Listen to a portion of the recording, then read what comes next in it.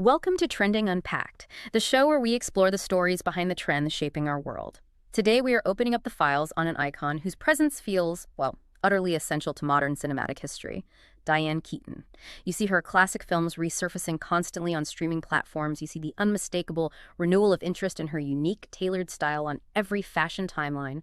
And her resonance across all generations is, frankly, remarkable. It truly is. And what's interesting, what warrants this exploration is how her influence, unlike maybe some of her contemporaries, it isn't just reliant on nostalgia or, a single fixed image of youth. Right, it feels current. Exactly. Yeah. So our aim today is to really try and piece together her biographical foundation, her pivotal career milestones, and crucially, the evolution of her singular style. Yeah. We want to understand the mechanics behind how she achieved this status as both a critical cultural touchstone and an uncompromising icon who critically just refused to be molded by the industry. Okay, so if we're going to understand the long game she played, that enduring appeal, we really have to start at the beginning, right? The genesis of that unique persona. Mm-hmm.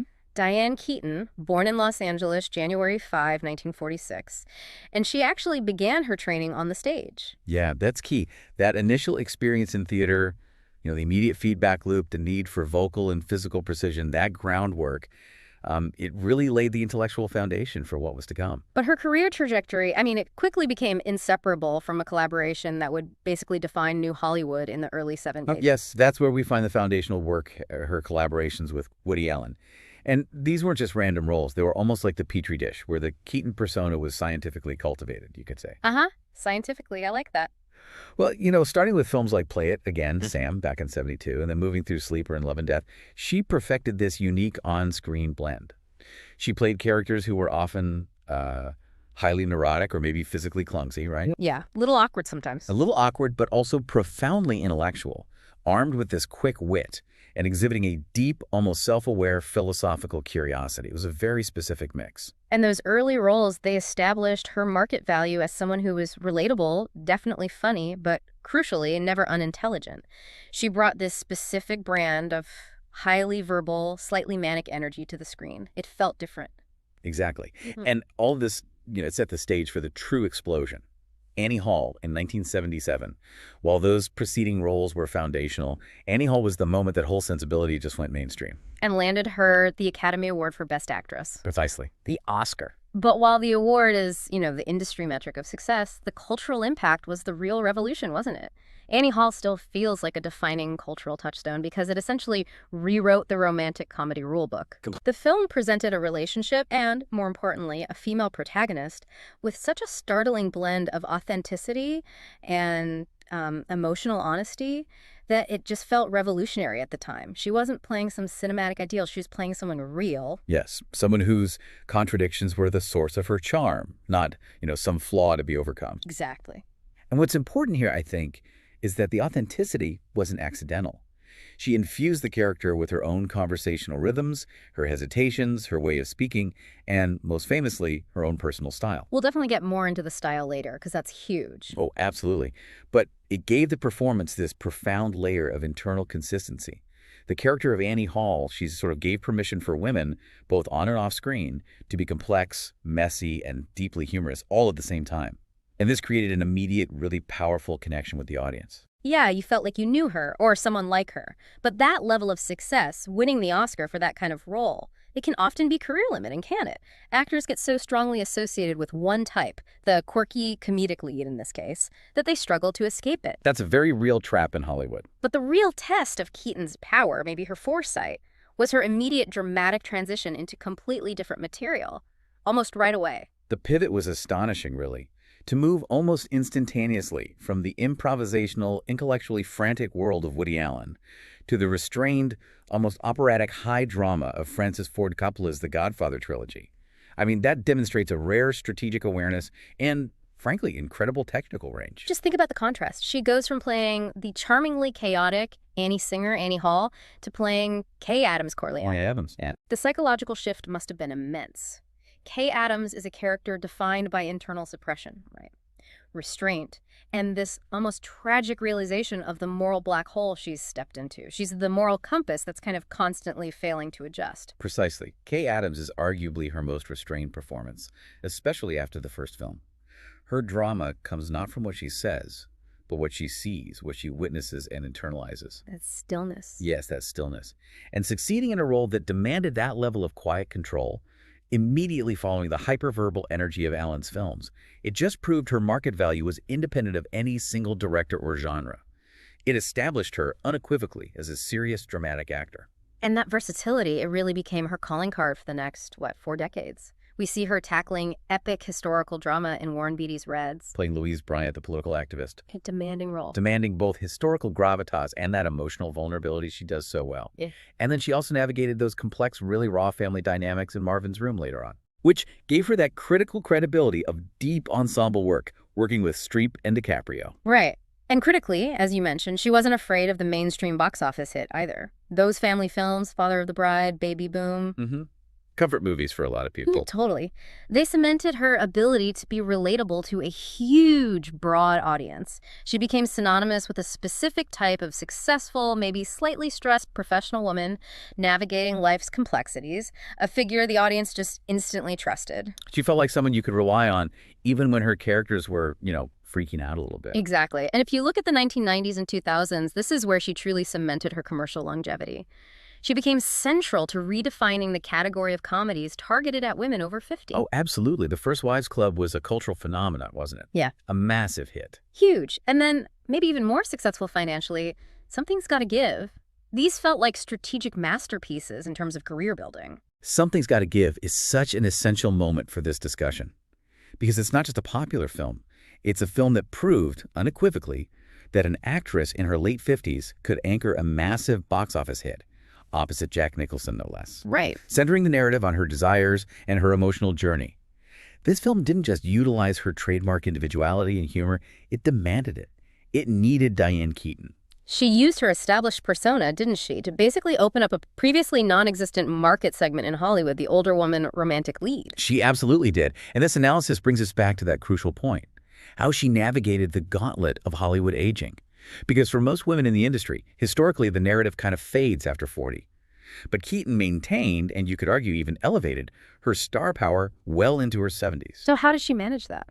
Well, I think speaks to agency. By continually demanding roles, or perhaps choosing roles, that utilized her distinct, recognizable eccentricities, she basically established a bespoke market where her roles became non-transferable. You couldn't just plug someone else in? No way. She didn't fade into generalized supporting roles, the sidelined wife or the quirky aunt. She continued to be the protagonist, setting her own standards for longevity rather than allowing Hollywood's restrictive, frankly, ageist standards to define her career. She banked on being an authentic individual, and that bet just paid off decade after decade. That cultivated authenticity we're talking about, it's so perfectly encapsulated by her style, isn't it? When you describe the Diane Keaton look, you immediately conjure an image. It's eccentric, yeah, maybe a touch quirky, but always profoundly timeless. It's a masterclass in balancing androgyny with this sophisticated elegance. Her fashion choices are absolutely inseparable from her professional and personal persona. They function almost as a second skin, you could say. Yeah. And the genesis of this style, the moment it really became a cultural force, was the wardrobe she wore as Annie Hall. And here's the anecdote that just solidifies that link between persona and style. The source material confirms that the majority of the Annie Hall wardrobe wasn't chosen by costume designers like Ruth Morley, though Morley certainly shaped it. It was essentially pulled from her own closet. That detail. Yeah. That's the nuclear core of its enduring success. This wasn't just acting, putting on a costume. This was presenting an exaggerated, maybe, but fundamentally true version of her real self. So what was so revolutionary about that look back then? Well, it was the deliberate use of menswear, right? The tailored vests, the high-collared shirts, the wide ties, often those oversized tailored suits, and of course the hats. The wide-brimmed hats and bowlers. It was such a bold statement in the mid to late 70s. I mean, that era was otherwise dominated by highly feminine, often flowing silhouettes, disco glamour. Exactly. It was a true fashion shift toward a more tailored, you could even say gender-fluid, aesthetic for women. It fundamentally changed the dialogue around female presentation. Well, by adopting the structure and sort of the gravity of menswear, she shifted the focus from display and maybe overt sensuality to presence and intellectual confidence.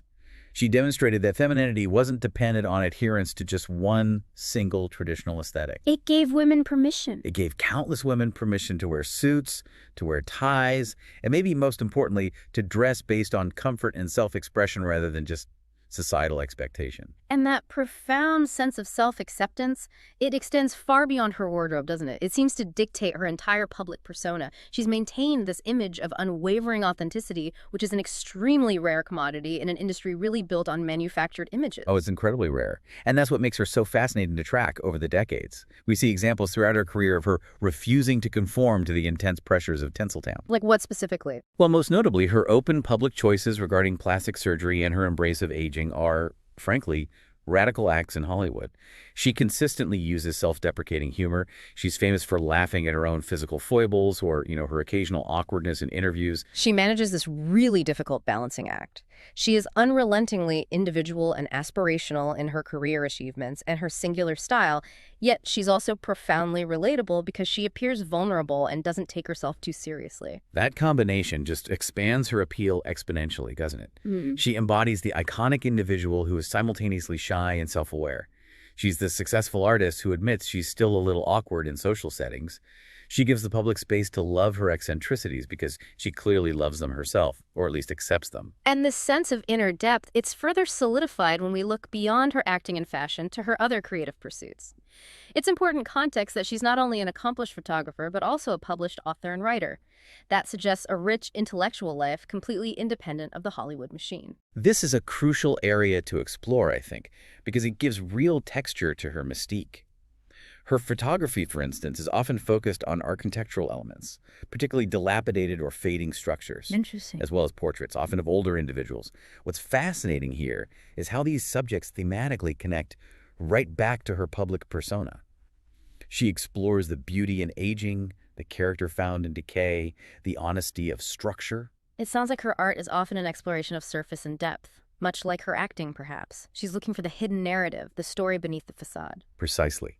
And her writing, which includes her memoirs, explores deeply personal themes. Her relationship with her mother, the subjective nature of beauty and identity. This isn't just a hobby. It's an intellectual pursuit that reveals a deeply considered perspective on life. So when you see her on screen... Exactly.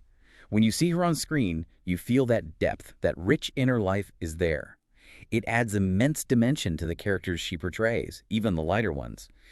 She manages to remain this engaging and thoughtful public figure without ever needing to sacrifice her inherent shyness or her intellectual curiosity. Okay, so if we pull all these threads together, the career choices, the style, the persona, what was the core legacy? How did she really influence modern culture? Well, if we synthesize her entire career, I think Keaton's most significant legacy is how she permanently redefined Hollywood femininity.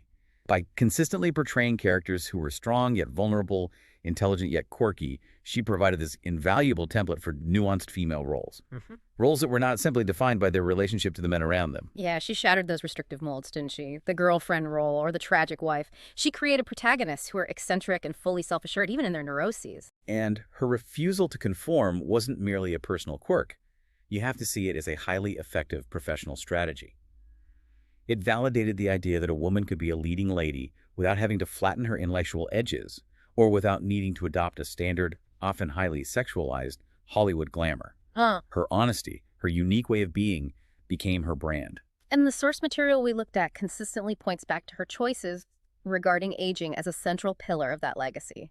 Her personal refusal to engage in the relentless pursuit of youth, coupled with her professional longevity, that allowed her to set a singular standard in an industry notoriously obsessed with youth. Her professional stability and sustained relevance are, I believe, inextricably linked to that personal honesty.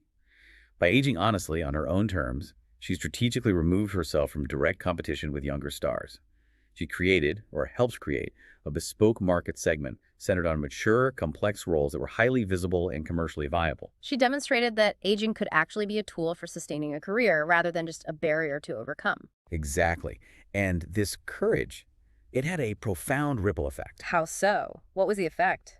It provided a vital counter-narrative to the standard Hollywood trajectory for women.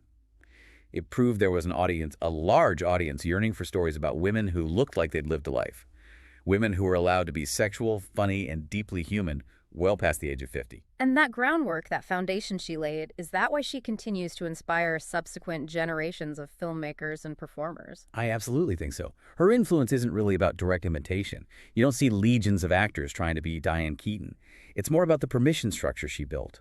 Modern actors and creators who embody that same self-assured, unconventional spirit, the ones who bring their full, quirky, intellectual selves to their work. You could maybe think of people like Greta Gerwig or maybe Emma Stone in certain roles, Tilda Swinton even in her own way. Those are great examples. They all, in different ways, owe a debt to the path Keaton forged. Is the permission to be unconventional and succeed wildly while doing it. It's the realization that honesty, humor, and an unwavering refusal to compromise your distinct identity are actually virtues in this business, not weaknesses. She showed you could be stylishly weird, undeniably smart, and still be the commercial center of the story. Absolutely. And that translates directly into her continued relevance in modern pop culture. Her timeless performances and that instantly recognizable, unique look ensure she is constantly being referenced. Oh yeah, whether it's through fashion revivals, the hats, the suits are always coming back. Always. Or even through memes that capture her specific brand of awkward charm or relatable frustration. She is a powerful reference point for what authentic, sustained style and creative integrity look like, regardless of the year or the current trend cycle. She offers a kind of blueprint for navigating a conformist world without losing yourself. It's like a template for maintaining gravitas while still embracing the silliness, the messiness of life. Well put. Ultimately, Diane Keaton's enduring magic isn't just about the massive body of work she amassed or the awards she claimed, significant as those are. Her legacy is deeply rooted in the quiet, persistent courage she demonstrated across 5 decades, the courage to stay weird, to stay honest, and to maintain an elegance that was entirely and uniquely on her own terms. She never let Hollywood define her. Never. She defined her own corner of Hollywood, and in doing so, she really redefined what a leading woman could be. That feels like the central, potent takeaway. So we leave you, the listener, with this provocative thought. If you find yourself navigating an industry or maybe just an environment that pressures conformity, what specific non-negotiable lessons can you draw from her career about maintaining that essential, unwavering authenticity? It's definitely a challenge worth considering. Next time on Trending Unpacked, we move from cinematic cool to musical soul, exploring D'Angelo, the elusive artist who reshaped R&B with raw emotion and spiritual depth.